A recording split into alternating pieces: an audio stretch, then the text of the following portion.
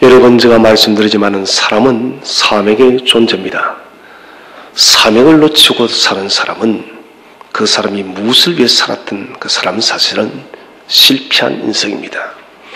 그런데 또 좀 더 깊이 들어가자면 그 사명이 무엇인가 하는 것은 더 중요한 문제입니다. 사람들이 사는 모습들을 보면 대부분이 좀 죄송합니다만은 먹고 사는 문제입니다. 좀 더 많이 소유할 수 있고 많이 누릴 수 있으면 나는 성공한 인생이다 그렇게 말을 하고, 그렇지 못하면 사람들은 상대적으로 박탈감과 열등의식으로 나는 실패했다라고 이야기를 하는 것입니다. 여러분, 사실 이런 것들은 눈에 보이는 일들이지 이것이 영속적이고 영원한 문제는 아니다는 것입니다. 그렇기 때문에 우리가 어떠한 목적을 정하고 또 그 목적을 위해서 어떻게 살아가느냐, 이게 여러분 중요한 문제예요. 목적을 정하는 것입니다. 사명을 정하는 것. 이 사명을 정함에 있어서는 그 사명은 영원해야 되고 불멸의 가치를 가지고 있어야 되고, 우리가 여러분 곧 죽어도 후회하지 않을 수 있는 그런 가치를 우리의 사명으로 붙들어야 됩니다. 우리 예수님께서는 바로 이런 사명을 가지고 오셨습니다. 세상에서 사라지고 없어지는 그런 사명이 아니라 저와 여러분, 하나님과 우리의 인간의 단절되어졌던 이 죄의 문제를 궁극적으로 해결하기 위해서 하늘 보좌를 버리시고 성부 하나님의 사명을 감당하기 위해서 이 땅에 오셨다는 것이에요. 이 세상 6,000년의 역사 속에는 수많은 사람들이 살다가 죽었습니다. 여러분, 역사 속의 이 모든 사람들은 세월이 지나면 다 잊혀질 수밖에 없습니다.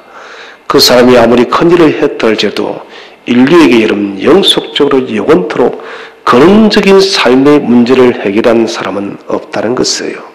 오직 한 분이신 하나님의 외아들 예수 그리스도만이 이 땅에 오셔서 그분이 하신 일은 인류가 여러분 사라지는 그날까지, 인류가 여러분 끝이 나는 그날까지 가장 최고의 근본적인 문제를 위해서 주님은 살아가셨고 그 근본적인 문제를 해결한 것입니다. 주님의 사역이 없었다면 우리는 여전히 하나님과 단절될 수밖에 없고 우리는 이 땅을 여전히 또한 고통스럽게 어렵게 살아갈 수밖에 없다는 것입니다. 히브리서 1장 3절에서는 예수님은 대체 누구신가를 우리에게 말씀을 하고 있고, 그분은 또 무슨 일을 하셨는가, 그분은 당신의 사역을 완전히 완성하시고 난 뒤에 지금은 어디에 계시는가, 이 1장 3절 한 절에 함축적으로 우리에게 다 말씀을 하고 있습니다. 이 3절 말씀은 1절, 2절 말씀의 결론이에요. 1절과 2절은 뭐냐? 구약과 신약입니다. 구약과 신약의 결론은 다른 무엇이 아니라 바로 생명의 주 예수 그리스도시라는 것입니다. 구약의 모든 선지자들이 정한 분이 오늘 3절의 생명의 주 예수 그리스도, 신약에는 약속대로 그분이 오셔서 십자가에 못 박혀 죽으시고 부활하셔서 하나님의 보좌 우편에 앉아 계셔서 다시 이 땅에 오시기까지 이 세상을 다스리는 주 예수 그리스도를 우리에게 말씀을 하고 있습니다. 먼저 우리가 생각해야 될 것은 예수님은 누구신가 하는 거예요. 오늘 성경은 말합니다. 예수 그리스도는 하나님과 동일하신 분이시다. 그래서 오늘 성경을 보시면은 우리 3절 상반절을 다시 한번 읽어보겠습니다. 상반절만 시작. 이는 하나님의 영광의 광채시요. 아멘. 하나님의 영광의 광채시다. 이것은 하나님의 영광을 나타내시고 또 보니 그 본체의 형상이시다. 영원토록 하나님의 영광을 나타내시는 그분이라는 것입니다. 우리는 삼위일체 하나님을 이야기합니다. 성부, 성자, 성령 하나님. 성부 하나님은 모든 인류의 구원에 대한 계획을 하시는 분이라 했습니다. 성자 하나님은, 성자 예수 그리스도는 성부께서 계획하신 그 일을 집행하시는, 실행하신 분이 됐습니다. 성령 하나님은 성자 예수 그리스도께서 십자가 사고에서 이루어 놓으신 이 위대한 구속 사역을, 구원 사역을 우리가 하나님 나라 가는 그날까지 보존하시고 지키시는 분이 바로 성령 하나님이세요. 그래서 성부께서는 계획하시고, 성자께서는 집행하시고, 성령께서는 보존하시는 것이에요. 세 분이신데 한 분이시고, 한 분이신데 역할이 세 가지라는 것이에요. 이것이 바로 우리가 삼위일체입니다. 자, 먼저 우리가 생각할 것은 이분은 영광의 광채였습니다. 광채라는 말은 아파우 카스마라는 말을 쓰는데 이것은 빛을 발한다는 거예요. 어떤 다른 무엇의 힘을 입어서 빛을 발하는 것이 아니라 스스로가 본질적으로 그 자체가 빛을 발하고 있다는 것입니다. 1절, 2절에서 여러 선지자들이 나왔습니다. 선지자들로 여러분 빛을 발했습니다. 그들도 그들의 삶과 사역을 통해서 하나님의 말씀을 받아서 여러 생명의 말씀을 비추어줌을 통해서 이분이 정말 메시아인 것처럼 빛으로서 나타났습니다만은, 그러나 이들은 여러분 빛의 부분이지 빛의 실체는 될 수가 없었다는 것이에요. 그 위대한 모세도 빛의 본질이 아니라는 것입니다. 모세도 그런 빛의 부분이라는 것입니다. 가장 탁월한 왕이었던 다윗도 빛의 본질이 아니고 그분도 빛을 비추는 하나의 부분이라는 것입니다. 그래서 우리가 구약 속의 많은 믿음의 위인들을 보면서 예수님의 모형이라는 것입니다. 여러분, 모형으로 보는 것과 실제로 보는 것이 같아요, 달라요?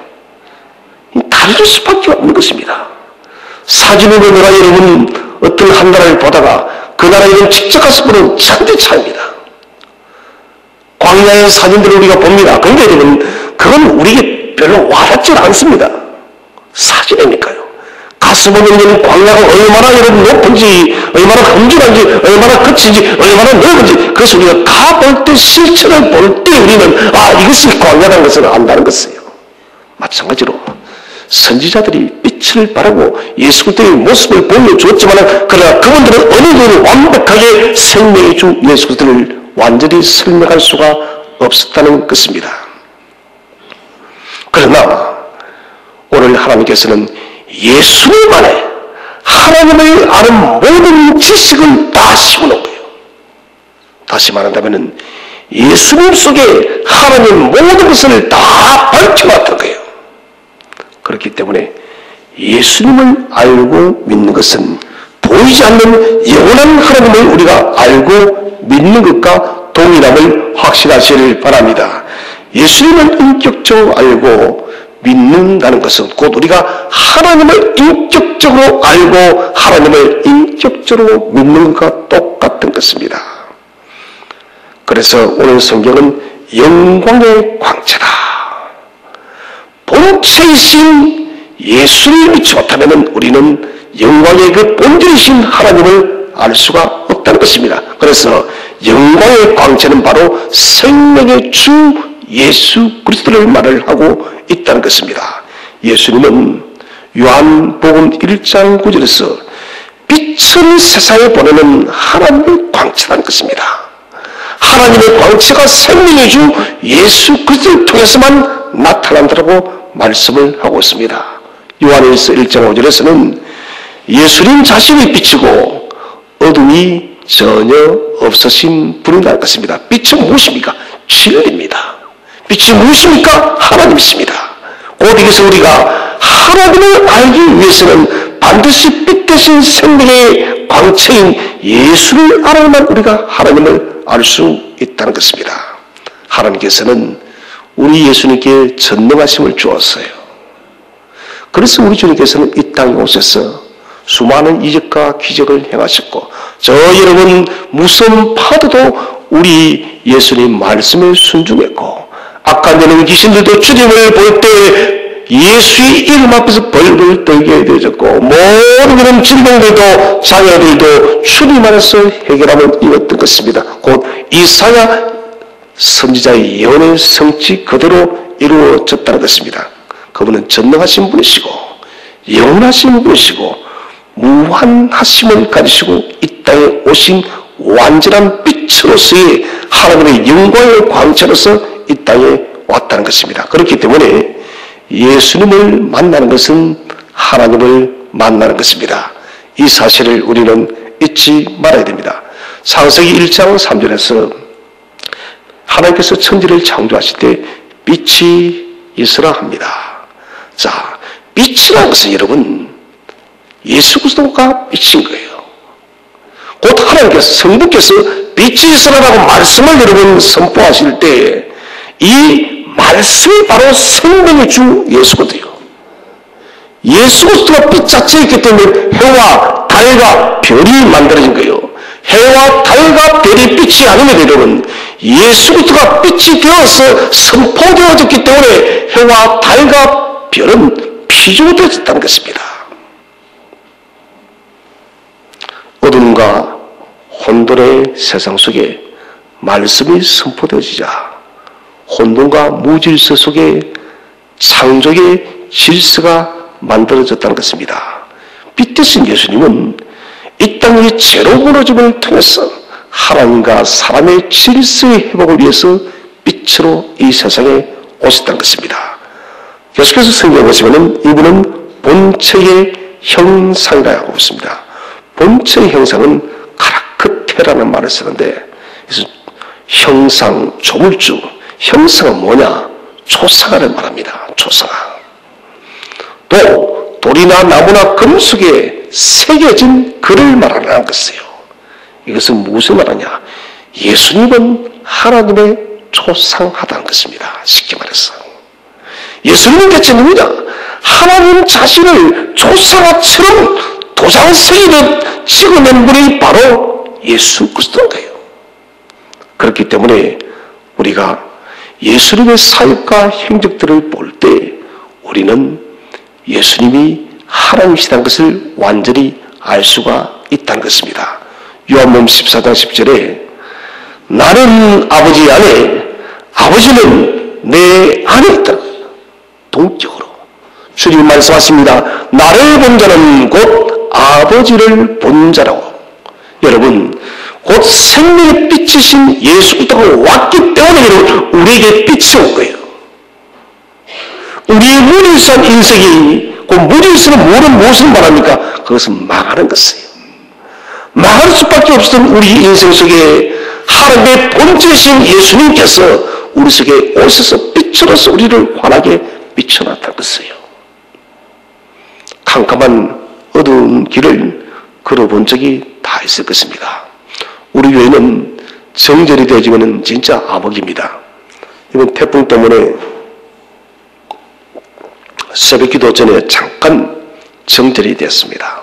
모든 것이 깜깜해진, 정말 여러분 한 치 앞도 보이잖아요. 이 어둠을 밝힐 수 있는 것은 빛밖에 없다는 것입니다. 우리에게는 그렇다는 것입니다. 죄로 인해서 우리의 영혼이 깜깜해진 거예요. 도무지 어디로 갈 수 없는데 생명의 주께서 우리에게 찾아오셔서 한 줄기 빛을 우리에게 비춤을 통하여 우리는 비로소는 빛이 무엇인지, 진리가 무엇인지, 생명이 무엇인지, 구원이 무엇인지를 알게 됐다는 것이에요. 빛이 우리에게 비추기 전에는 우리는 빛이 뭐냐? 빛이 뭔지를 몰랐다는 거예요. 아, 목사님 저 빛은 빛이 저 태양의 빛이 아니냐? 아니요. 생명의 주가 이루는 빛인 거예요. 태양의 빛은 그냥 자연적 빛일 뿐이고 우리가 하나님께로 나가는데 우리가 하나님을 만나러 가는 것은 여러분 예수 그리스도의 그 빛이 없으면 우리는 결코 한 걸음도 나갈 수가 없다는 것입니다. 미국의 위대한 교육자인 부크 워싱턴이라는 분이 있는데 이분은 흑인입니다. 흑인인데도 아주 탁월한 지도력을 인정받은 사람인데 이 사람은 어릴 때 너무 가난했습니다. 그 어릴 때부터 그는 일을 하면서 살았는데 어느 날 한 부잣집에 오두막집을 청소를 하게 됐습니다. 주인은 부커가 청소를 했는데 깨끗이 있는데 세 번이나 퇴짜를 넣는 것입니다. 청소가 잘못됐다고. 그러면서 하는 말이 창문을 왜 안 닦았냐는 거예요. 창문을. 북근은 창문이 뭔지를 모르는 겁니다. 너무 가난하게 자라서 창문이 어떻게 생긴지 몰라요. 그래서 주인에게 세 번째 물어요. 창문이 뭐냐고. 그래서 주인이 오두막에 있는 뭔가 문제가 가득 낀 곳을 가리키는 거예요. 저게 창문이라고. 먼지와 함께 뒤덮인 창문은 부크가 도무지 이해가 가지 않아 저게 대체 뭐냐고. 그래서 열심히 그것을 닦았더니 그 사이로 빛이 환하게 들어오는 거예요. 여러분, 빛이 오두막집에 들어오게 되자 그때서 오두막집이 환하게 밝혀지는 거예요. 부크는 그래서 깨닫게 되었습니다. 아, 저 조그만 창문이 가려졌을 때는 빛이 투과할 수 없었지만은 저 조그만 창문이 깨끗하게 닦여지니 빛이 이 캄캄한 오두막집을 환하게 비치는구나. 그러면서 이 친구는 상당히 신실한 그렇지 않았어요. 예수님을 떠올린 것입니다. 내 속도 마찬가지구나. 내게 생명의 주의 성수가 나를 찾아왔기 때문에 내 영혼이 밝아지게 되어졌고 생명의 주 빛이 내게 비춰졌기 때문에 내가 오늘도 생명의 구주 예수 그리스도와 함께 살아갈 수 있다는 것을 부크는 알게 되어졌다는 것입니다. 사랑하는 성도 여러분, 참빛이신 예수가 우리 속에 빛일 때에 여러분 소망이 있음을 믿으시기를 바랍니다. 예수의 빛이 비쳐야 됩니다. 예수의 빛이 비쳐야만 우리가 살 수 있는 것이에요. 빛이 우리 속에 비치는 것은 전적인 긍휼입니다. 전적인 은혜요. 그래서 우리는 늘 기도해야 됩니다. 하나님, 나의 어두운 마음이 영광의 본체이신 빛이신 예수가 나에게 비춰지게 해달라고. 빛이 비춰져야만 우리는 바른 길로 걸어갈 수가 있습니다. 이제 우리가 두 번째 생각할 것은 예수님은 무슨 일을 하시는가. 자, 우리 성경을 보시면은 3절을 그의 능력을 한번 읽읍시다. 그의 능력의 말씀으로 만물을 붙드시며 하며, 그의 능력의 말씀으로 만물을 붙드시며. 말씀이 능력이 되어졌다는 것입니다. 말씀은 여러분 두 가지 말씀이 있습니다. 로고스는 기록되어진 말씀을 말합니다. 레마는 선포된 말씀이에요. 성경을 물려주는 기록되어진 것이 목적이 있습니다. 기록의 목적을 위해서. 그러나 기록하기 위해서 성경이 있는 것이 아닙니다. 로고스를 읽기 위해서 있는 것이 아니라 레마로서 기록된 말씀이 선포되어지기 위한 것이 성경의 기록의 목적입니다. 쉬운 예로 여러분, 우리 집에 성경이 100권 있으면 못합니까? 못해요. 그 말씀을 내가 읽고 내게 체질하지 않으면 그것은 여러분 그냥 책인 것입니다. 그러나 이 기록된 로고스를 내가 한 권을 읽고 마음에 새기고 선포하게 되기 때문에 이 66권의 생명의 말씀이 저와 여러분의 것으로 될 줄로 믿으시기를 바랍니다. 오늘도 빛이 있으라 하니 빛이 있고 곧 선포되어지니 여러분 모든 창조 세계가 새롭게 만들어졌다는 것입니다. 믿음으로 여러분 선포하면은 하나님께서 역사할 줄로 믿으시기를 바랍니다. 우리에게 선포하면 되는 거예요. 믿고 선포할 때 주님은 우리에게 로고스로 기록되어진 책을 주지 말고 너희는 레마하라. 뭐하라? 선포하는 거예요. 믿음으로 선포하면 내가 이룰 것이니 너는 염려하지 말할 것입니다. 민수기를 큐티하면서 우리는 봤습니다. 모세에게 너가 기도했으면 너가 말씀 받았으면 너는 선포하라. 내가 모든 것을 해결하겠다는 것입니다. 이것이 말씀의 원리라는 것입니다. 선포하면은 여러분 말씀이 역사합니다. 이것은 내가 하는 것이 아니에요. 하나님이 하신다는 것입니다. 그래서 우리는 각자가 이런 듣는 마음을 가져야 됩니다. 하나님 오늘도 내게 주의 말씀을 들려주실 때 내게 듣는 마음을 주세요. 같이 한번 인사합시다. 듣는 마음을 가집시다. 이 이 듣는 단순히 듣는 것이 아닙니다. 청종이요. 청종은 가슴에 새기는 것입니다. 가슴에 새길 때는 말씀이 역사한다는 것입니다. 말씀이 살아 역사하기 위해서는 우리가 오늘도 이런 선포되는 말씀을 하나님의 생명의 말씀으로 믿고 받아들일 때는 이 말씀은 강력하게 역사한다는 것입니다. 로고스는 멈춰져 있습니다. 기록된 말씀은 이것은 펼쳐져야 됩니다. 다시 말하면 선포되어질 때 로고스는 레마로서 역사한다는 것입니다. 이때 여러분 창세기부터 계시록까지 모든 역사를 주장하신 성부께서 우리가 선포할 때 그 하나님께서 이 말씀을 책임지고 이루어질 줄로 믿으시길 바랍니다. 그래서 우리는 레마의 주인공이 되어야 됩니다. 다시 말하면 선포자가 되어야 한다는 것입니다. 자, 이제 우리가 하나님께서 그 말씀 보시면 그 능력의 말씀으로 만물을 붙드셨습니다. 이 붙든다는 것은 배론, 질서를 유지한다는 것입니다. 하나님께서 창조의 원형대로 그 말씀을 딱 붙들고 있다는 것입니다. 여러분, 하나님께서 배론, 질서를 유지하지 않으면 우리는 망하는 것이에요. 엊그제 태풍이 왔는데, 그래도 이번 태풍은 좀 효자 태풍이죠. 많이 가물었는데 바람이 별로 불지 않아서 효자 태풍이에요. 우리 교회는 비가 많이 오면 좋은 것은 아닙니다. 비가 좀 세기 때문에. 어찌됐든 나라적으로 바라본다면 효자 태풍이에요. 태풍 하나만 와도 나라가 여러분 비상입니다. 비상해요. 지진 한번 나도 여러분, 여기서 우리가 사람이 어떻게 지진을 통솔할 수가 없는 것이에요. 독립은 대지진을 우리는 지금도 생생히 기억하고 있어요. 물이 여러분 육신을 덮으니 인간이 할 수 있는 것은 하나도 없는 거예요. 방파제고 무엇이고 필요 없습니다, 여러분.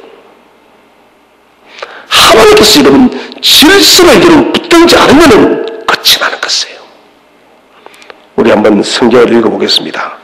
욥기서 26장 7절 8절을 다 함께 읽겠습니다. 시작. 그는 북쪽을 허공에 폈으며 물을 빽빽한 구름에 싸시나 그 밑에 구름이 찢어지지 아니하느냐. 북쪽을 허공에 폈으며 땅을 아무것도 없는 곳에. 여러분 가만히 땅이 여러분 무엇이 붙들고 있어요? 성경은 땅을 아무것도 없는 곳에 뭐 했다고요? 매달아 놓은 거예요. 그래서 우리가 멀리 볼 것 없이 지구본을 보면 됩니다. 땅이 매달려 있어요? 안 매달려 있어요? 매달려 있습니다. 그런데 무엇이 붙들고 있습니까? 그냥 허공에 아무것도 없는 곳에 이 땅을 매달아 놓은 거예요. 그래서 우리는 육지라는 거예요. 엄격하게 말해 그건 육지가 아닌 거예요. 그냥 허공에 붕붕 떠 있는 거예요. 이것을 보고 여러분 빅뱅 이론 일을 하는 사람은 진짜 멍청한 사람이에요. 물을 빽빽한 구름으로 싸시고 그 밑에 구름이 찢어지지 않는다는 거예요. 이 구름이 여러분 한번 찢어진다 생각해 보세요. 사람이 살 수 있겠습니까? 단 이틀 이렇게 비가 내리는데 여러분 이렇게 습하고 힘이 드는데 만약에 여러분 이 구름이 찢어진다면 우리가 어떻게 해서 살 수가 있겠습니까? 이건 배론의 하나님이에요. 질서의 하나님. 질서의 하나님을 붙들고 있기 때문에 저와 여러분 이렇게 생명 호흡을 받아 누린다는 것입니다. 이 질서의 하나님은 저와 여러분의 삶도 질서 속에서 붙들고 있음을 믿으시길 바랍니다. 태초에 하신 말씀이 지금도 여전히 여러분 배론 질서 속에서 유지된다는 것입니다. 그래서 우리의 간절한 기도는 뭐냐? 하나님은 내 삶이 하나님의 질서에 붙들려 살아가게 해 주시옵소서. 이 기도를 해야 된다는 것입니다. 붙드시는 예수님은 우리의 만물의 질서를 붙드시고 저와 여러분의 인생 걸음도 하나님은 붙들어 가시는 것이에요. 그분이 바로 이 땅에 오신 임마누엘의 하나님이십니다. 임마누엘이 되셨기 때문에 저와 여러분의 삶을 여러분 세상 끝날까지 인도하는 거예요. 여러분 제가 말씀드렸지만 아프리카 선교에 비춰던 리빙스톤 박사님, 그분이 그러잖아요. 어떻게 그 선교 사역을 감당하고 있냐고. 사자에 물어뜯기고 팔과 다리가 정상적이지 못한데 어떻게 선교 사역하냐고. 마태복음 28장 세상 끝날까지 나와 함께 하시는 임마누엘 하나님 때문에 나는 선교 사역을 감당하고 있다고. 여러분, 질서의 하나님이 저와 여러분의 삶 속에 세상 끝날까지 함께 하시기를 바랍니다. 이 예수님께서는 두 번째는 죄를 정결하게 하시며, 죄를 정결하게 하시며 곧 구속사역입니다. 속죄사역입니다. 속죄라는 말은 덮다는 말이에요. 용서하다, 사다는 것입니다. 덮다는 것은 가파릅니다. 역청을 칠한다 했습니다. 역청을 칠한 것이 이름 덮답니다. 법궤의 모양을 한번 보도록 합시다. 우리 법궤를 한번 띄워주시기 바랍니다. 이 법궤를 보시면은 제일 위에는 천사입니다. 서랍들이, 천사들이 딱 지키고 있습니다. 곧 아무도 들어갈 수 없다는 것이에요. 제가 파란색으로 그어놨는데 동그라미, 이게 덮개입니다. 이 덮개가 뭐냐? 바로 카포르트, 예수님을 상징하고 있습니다. 예수님. 예수님께서는 덮개에 딱 있는 거예요. 천사들이 지키고 있는데 아무도 그 덮개에 들어갈 수 없습니다. 그런데 주님께서 덮개가 되셔서 피로 씻고 있는 거예요. 이 언약궤 안에 있는 것이 무엇이 됐습니까? 하나님의 돌판시키면과 아론의 쌍난 지팡이와 만나의 항아리 됐습니다. 이것들은 제가 무엇입니까? 사람이 실패한 세 가지 됐습니다. 실패한 세 가지가 어떻게 하나님의 언약궤 안에 들어갈 수 있습니까? 그것은 바로 덮개이신 속죄소신 예수께서 이런 속죄를 했기 때문에 사람이 여러분 하나님의 보좌 안에, 지성소 안에 들어갈 수가 있다는 것입니다. 이것은 십자가의 은혜를 우리에게 말씀을 하고 있습니다. 오늘 이 본문 속에서는 죄를 정결하게 하시며 히브리스의 대주제인 대제사장이신 예수 그리스도를 첫 번째로 처음 언급하고 있습니다. 예수님은 우리의 영원한 대제사장이시다. 단번에 죽으심을 통해서 우리의 모든 죄를 속죄하신 예수 그리스도를 우리에게 말씀을 하고 있어요. 그래서 더 이상 짐승의 제사를 드릴 필요가 없다는 것입니다. 자, 중요한 것은 이제는 이 속죄는 카포르가 덮다가 있습니다. 덮다가 카포르트로 변합니다. 카포르트는 사하다로 변한 거예요. 덮은 것에서 사하다, 다시 말씀드립니다. 카포르, 덮다, 덮개가 카포르트, 속죄소가 됩니다. 사하다. 이것은 뭐냐? 덮는다는 것은 여러분 칭의를 말합니다. 칭의. 우리가 구속을 받는 거예요. 예수의 보혈의 피로 우리가 깨끗함을 받는 것을 덮다는 것을 말합니다. 여기 상그릇에 나가서 사하다, 카포르트는 성화를 말합니다.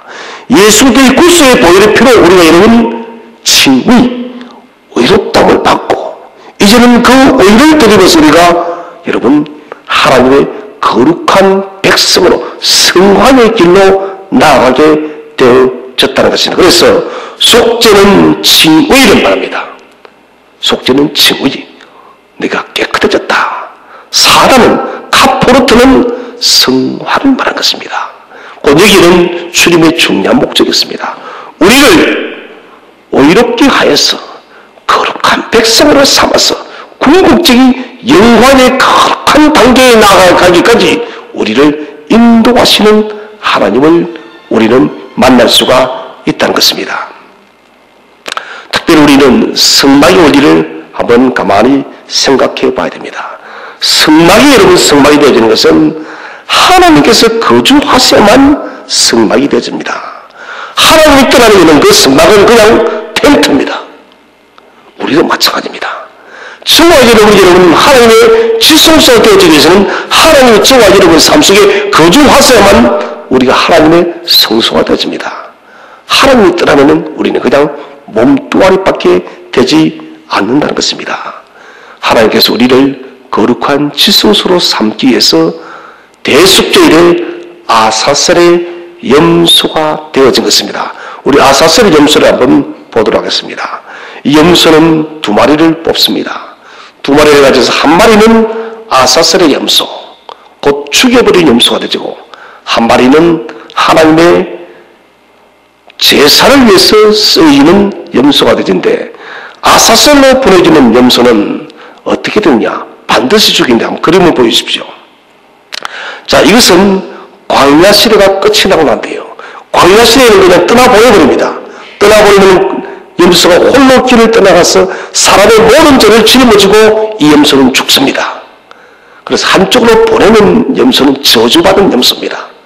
이스라엘의 모든 죄를 짊어지고 떠나는 염소예요.